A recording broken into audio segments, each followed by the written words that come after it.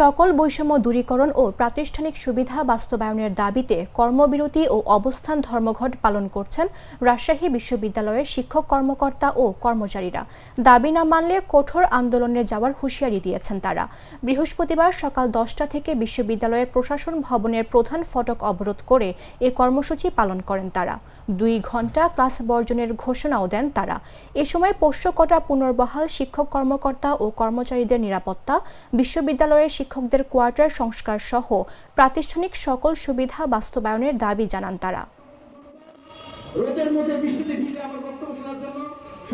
আমাদের সকল বৈষম্য দূরীকরণের জন্য, প্রাতিষ্ঠানিক অধিকার আদায়ের জন্য রাজশাহী বিশ্ববিদ্যালয় অফিসার সমিতি সহ সকল কর্মকর্তা কর্মচারীদের নিয়ে আমরা 13 দিন আন্দোলন সংগ্রামে ছিলাম।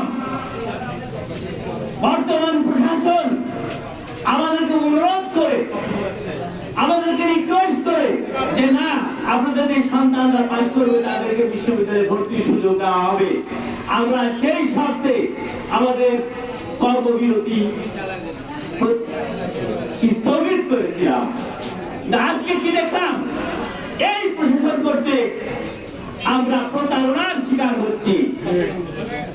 আমাদের ঢাকা বিশ্ববিদ্যালয়, চট্টগ্রাম বিশ্ববিদ্যালয়, ইসলামী বিশ্ববিদ্যালয়, সিলেট বিজ্ঞান ও প্রযুক্তি বিশ্ববিদ্যালয় এবং গতকাল জাহাঙ্গীরনগর বিশ্ববিদ্যালয়ের সিদ্ধান্ত হয়েছে, তো বাকি বিশ্ববিদ্যালয়গুলো আমাদের সন্তানদের।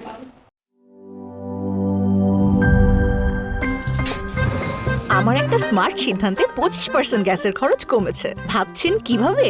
সাধারণ গ্যাস স্টোভ বদলে আমি এনেছি আরএফএল গ্যাস স্টোভ। এর সাইন্টিফিক নজল ও ব্রাস বার্নার ক্যাপ সমানভাবে তাপ ছড়িয়ে রান্না করে দ্রুত, তাই গ্যাসও বাঁচায় 25%, টাকাও বাঁচে 25%। আরএফএল গ্যাস স্টোভ নিরাপদ ও গ্যাস সাশ্রয়ী।